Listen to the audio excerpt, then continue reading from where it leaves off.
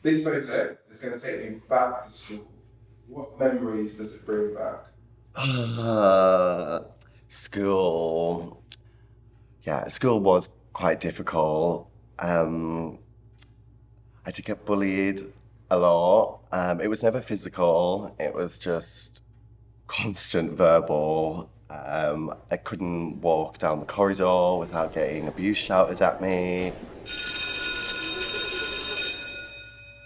It's like a blur of things when I was getting bullied in school. But the main things that always stick into my head, and it wasn't even in school, it was walking home from school. And that was really difficult because there was the other school that was opposite and they'd shout stuff.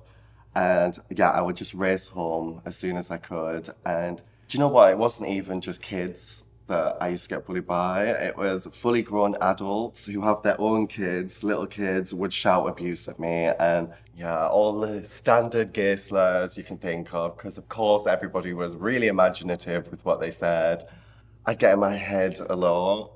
And when I was with my friends and stuff, I used to get embarrassed because I'd get abuse shouted at me from everybody and I'd feel bad for them being with me. So sometimes I used to just segregate myself away from my friends because I didn't want them to go through what I was going through as well. Yeah, PE and the changing rooms was really difficult.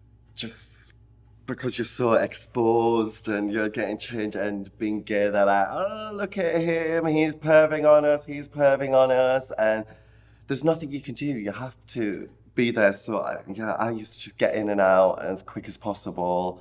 Yeah, it's all the lads and stuff. And like, yeah, it's even made me feel weird thinking about it now. Like them hiding my clothes in the changing room because what could I do? Like, I couldn't even get the teacher because I had no clothes to get out. And yeah, just severe anxiety. And you don't choose it. And I didn't choose to be gay and flamboyant in the way I am. I tried a bit trying to hide the campness, but it just didn't work. But yeah.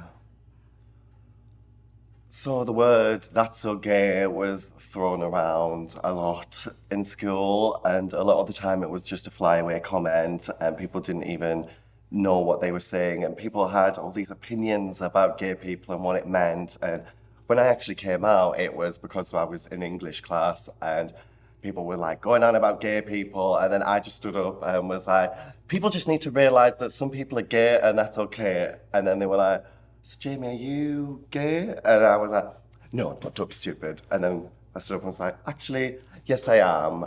And coming out, it didn't necessarily stop the bullying. It just sort of made it easier for me to respond to it. So people would call me gay and throw these insults, and I'd be like, well, yeah, I am gay, so you're not really insulting me, you're just stating facts. Um, but those insults flying around affected not just me, but other people.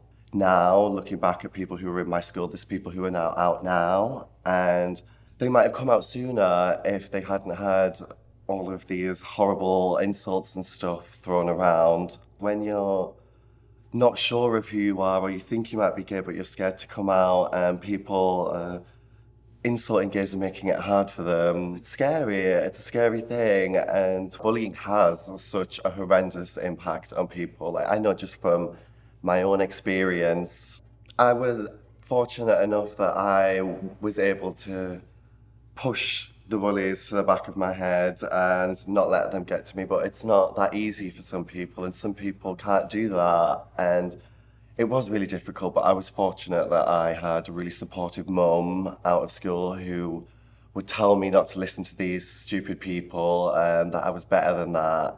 Oh, I wish we had anti-bullying ambassadors in my school. Like, being bullied, you're already intimidated enough as it is, and reaching out and asking for help is quite a difficult thing. But yeah, they just make it easier for that. And yeah, I think I would have definitely been an anti-bullying ambassador, and I know my friends would have as well. And that's just the message that I want to put out there. Like, you are good enough, no matter who you are good enough. And just follow your dreams. And my story, I wanted to come out and show everybody that I wanted to be a drag queen. And I just decided at prom I wanted to go in a dress and no one was going to stop me. And I knew that people would say horrible things, but I just had to stand up and live my true life and do that. So, how the story goes is I wasn't actually allowed to go into the school prom, but I found from being brave and standing up and doing that, other people in my year saw that. So the other kids came out and said, if you don't let Jamie in, we're not going in. And this was even people who had bullied me in the past because they saw me doing something and standing up for myself, and they were like, yeah, okay, he got balls.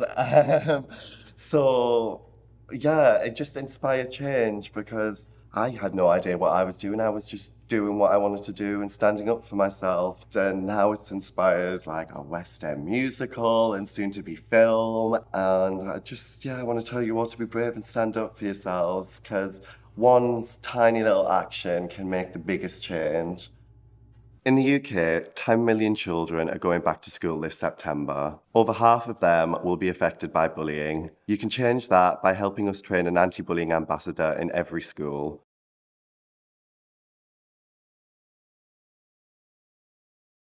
Head to backtoschool.antibullyingpro.com to find out more.